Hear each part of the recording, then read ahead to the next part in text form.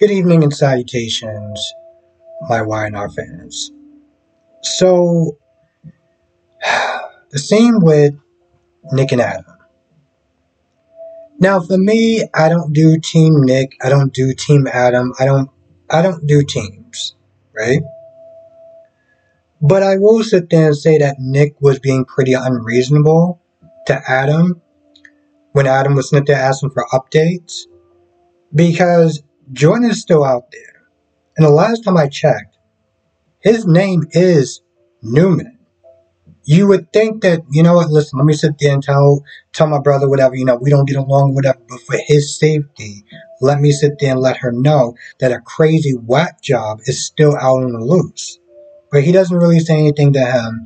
Sally comes in, he's damn near just as almost standoff as her, as much he is with him before leaving. So I thought it was pretty stupid, to be honest. Unnecessary, and to be honest, kind of selfish. Now, Sally and Adam have a talk. By the way, I'm cool with the mustache. I like the mustache. I like the look. But they have a talk, right? And Adam's like, "All right, so what's going on between us?" And she's still like, "Oh, I don't know. I'm not too sure. What if we crash and burn?" And I'm. See, the thing is, he has way more patience than I do.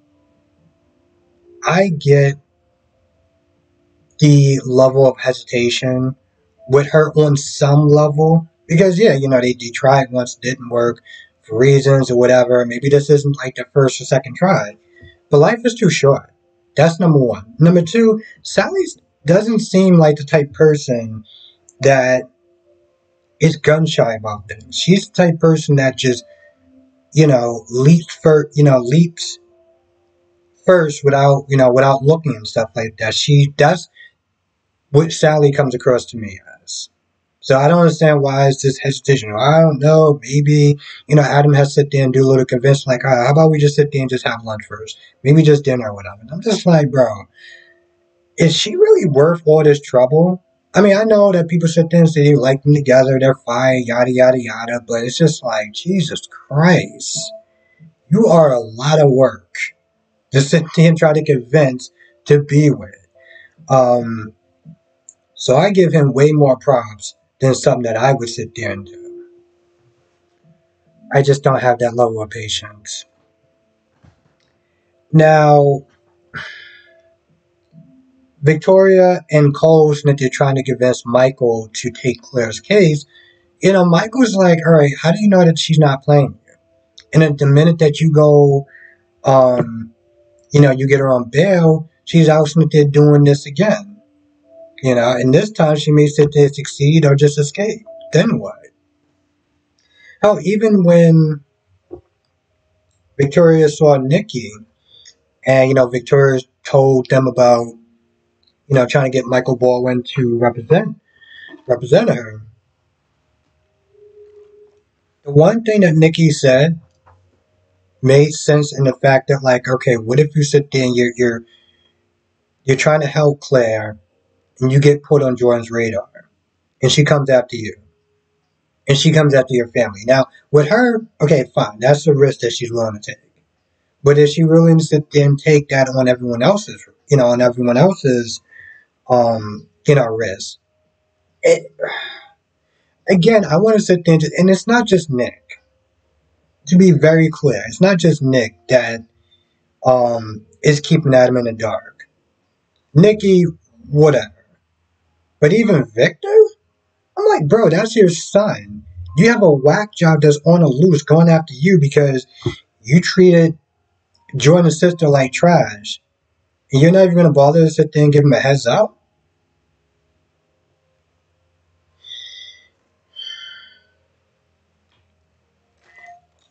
Foul-ish. And of course, Nikki is still losing her battle with sobriety. It's kind of hard to see, but at the same time, it's very compelling. Um, and towards the end, Nikki tells um, Victoria about the text messages and stuff like that she's getting. And, Victoria's like, oh, we got to find her. You mean the police gotta find her? I don't know what it is that you think you're gonna do when you see her. This chick is damn near armed to the teeth. She got a knife. She got poison. Um, I'm pretty sure at some point she's gonna have a gun. And again, I want to sit there and remind people that no one bothered to sit there and tell Adam ish.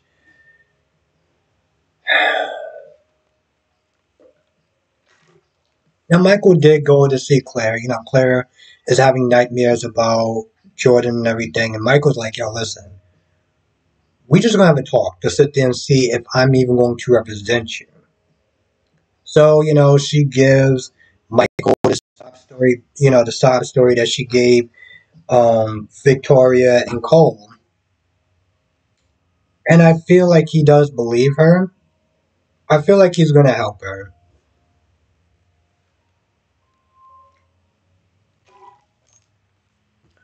What One of the things that Michael said was maybe you should sit there and try to get like a toothbrush from her house or whatever, um, just in case this chick decides to run and act stupid or whatever.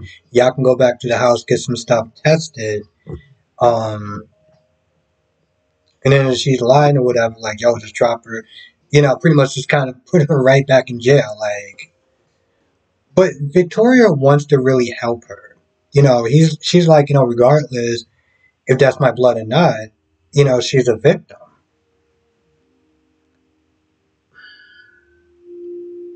For me, I feel like she's a victim up until a certain point, you know. I know people could sit there and say, well, she was indoctrinated and she was um, psychologically manipulated.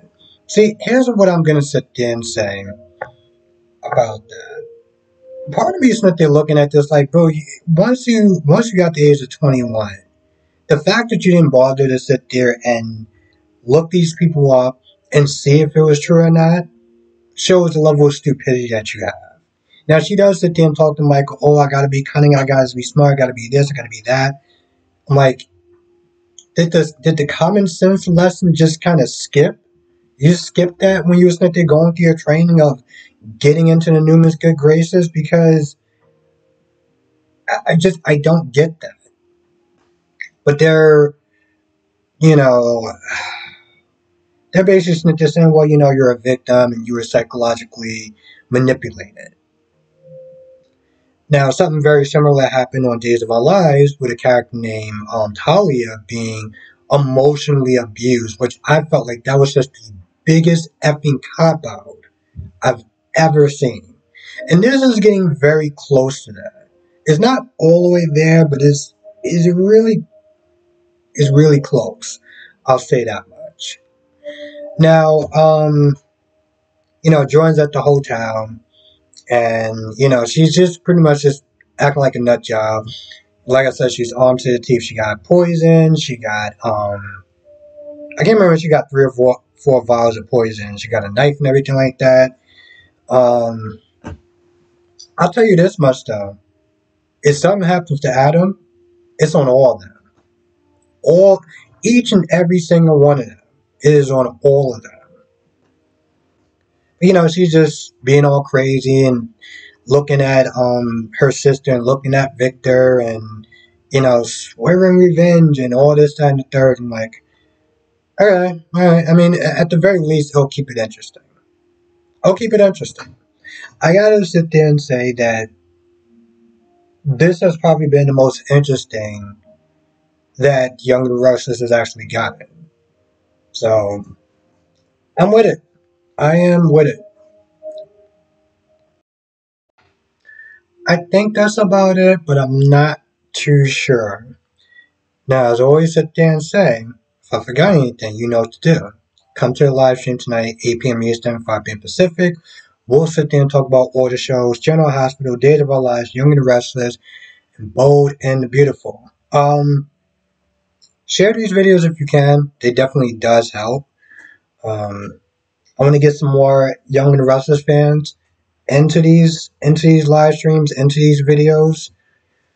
And if you're not a member, make sure you join. We do, being a member, I always sit there and say, I do exclusive videos, and here's something new I'm going to be doing.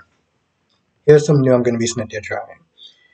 what I'm going to be trying to do, especially for the young and the restless, is that I'm going to be putting them out early for the members. Okay, I'm going to put it out like maybe a day ahead for the members. So like, okay, right now technically it's Sunday. So I'm going to put it out for the members first. Then the following day I'll put it out for everyone else. I'm going to sit there and start testing that a little bit, just putting out certain videos for members first, and then like maybe after 2 days I'll sit there and put it out for everyone else.